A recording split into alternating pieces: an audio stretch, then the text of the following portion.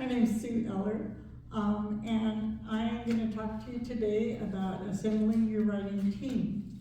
So here we go, hang on, it's going to be a fun ride. To begin, realize you are the cornerstone of your team. No one else could come up with the story you compose.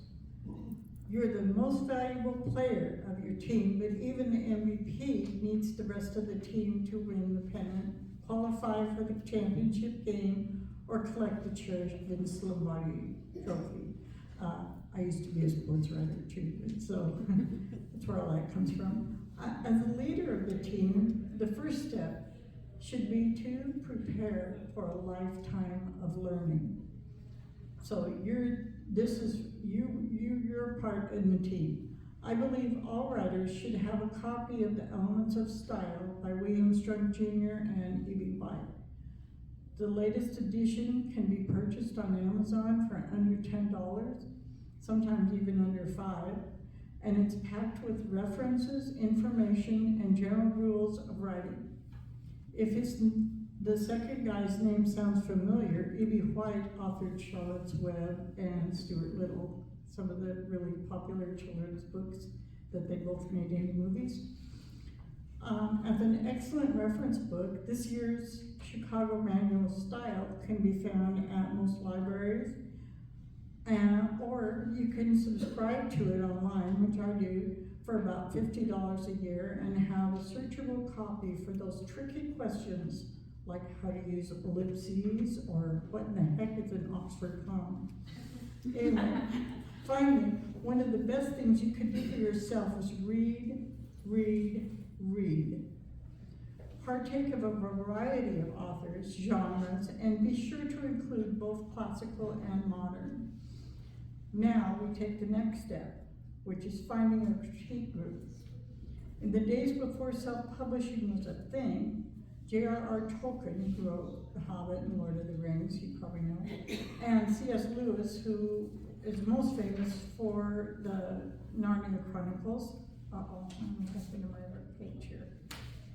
Oh, here we go. Along with a couple of other literary friends of theirs in England, gathered at least twice a week, and of course at least one of them was in a pub, to read from the respective works in progress and give input and opinions on each other's writing.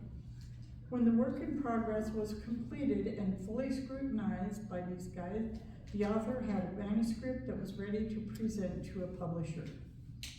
A good critique group can motivate you and keep you on task when you know you have to read something new each time you meet. Find a small group of people with whom you can grow and meet with them on a regular basis. Since all of you are gathered to help each other, there's no cost involved in this step. You could also take advantage of the larger groups of writers in the Spokane, Coeur d'Alene corridor and the surrounding areas. To name a few right here in our city are the Spokane Authors, that's us, Inland Northwest Writers Group, Spokane Fiction Writers, and many more. Many of us in these groups are friends and have worked together to encourage and help other writers. Some of the groups have membership dues and others do not require them. Dues are set by the individual groups and vary, but you will most likely be able to visit. I encourage you to check out several and choose one or two where you feel comfortable and have discovered an atmosphere where you feel you can learn. Once your rough draft is completed, you should find a few people who will read through your book and give you a feedback on what it still needs. A good beta reader, which you guys have mentioned already, that's what we call them, some people call them anyway, will help you answer things like, does it flow smoothly? Does it make sense? Are there inconsistencies in the plot? Or do some of the characters do things that don't really fit? Some beta readers just like to read a lot and will do this task for free. Others may charge you a fee. Now we enter the realm of how much you are willing and able to invest in your book. This is what differentiates self-publishing, as Elena so kindly pointed out, from traditional publishing. A traditional publisher will pay for editors, layout people, and cover artists, and will offer you a royalty when your book is released to the public. They also do some of the marketing, although anymore, it's pretty much up to the author on marketing. They are gambling in their investment that they will recuperate the cost of production and printing. They will also have control over when the book is ready to be launched. And it's usually 2 to 3 years from the time of acceptance. It can be longer.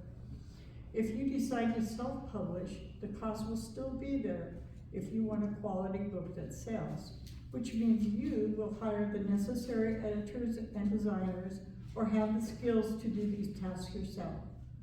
This part of your team will be the most expensive, but you have the freedom to pick and choose what you need the most. You can spend $5,000 or $6,000 easily if you decide to go this route, or you can cut that way down. You just have to do a lot of research and ask a lot of questions. For example, you might feel the critique group and beta readers can take the place of some of the editing tasks. If you struggle with spelling, grammar, or punctuation, you can take advantage of free programs like Microsoft's editor function in its Word program, or an auxiliary program such as Grammarly's free edition.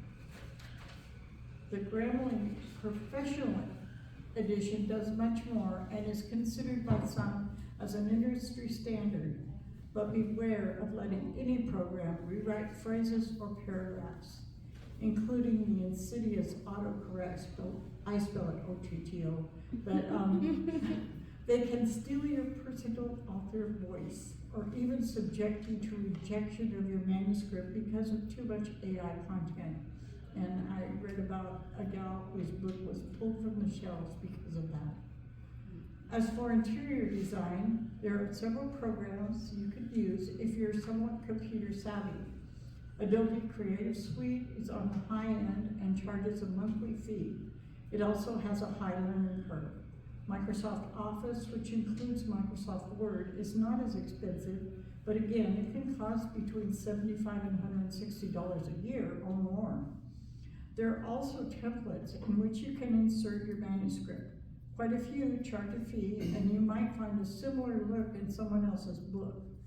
You might also want to try OpenOffice's text program to do the interior layout. Once again, it does require some computer skills, but the program itself of OpenOffice is free. Cover design is critical. You know, you've heard the saying, you can't judge a book by its cover. Well, a lot of people do. If you're artistic, you can design your own cover, but it's still not as easy as it might seem. You need to have a page count to determine the thickness of the spine. That's the thing that you see when you look at a bookshelf, for example, so that will determine the size of the cover itself. For a paperback book, you'll need to create a single picture with the back cover on the left, the spine in the middle, and the front cover on the right. That way it will wrap around and cover your book. And that's for the print edition. So, I lost my place. So, you can't just use a single picture that's the cover unless you just want to put a plain color on the back and the spine. The measurements must be precise, and you need to allow a margin on each edge of about 1/8 of an inch, so that if the printing shifts just a little bit, it won't look weird. There are cover designers available, but the price can run anywhere from $45 at Fiverr, that's a Fiverr.com, to hundreds of dollars or even more for a commercial artist. Even then, the artist you hire might not be familiar with print book cover design specifications. And I had to work with somebody on this for a friend of mine and educate them on what size they needed to do the book. Finally, there's the cost of printing for paperback or hardbound books. You can choose from several online printers, such as Amazon, Spark, or Draft2Digital, to name the three with which I know the most. Or we have Bird Dog Press, a local printing company who will print a high quality product.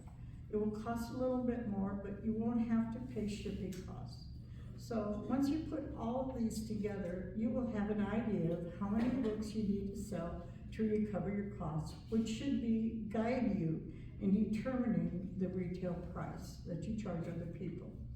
It's your book, and it's up to you how much you will invest and who will be a member of your writing team, also known as pit crew, you know.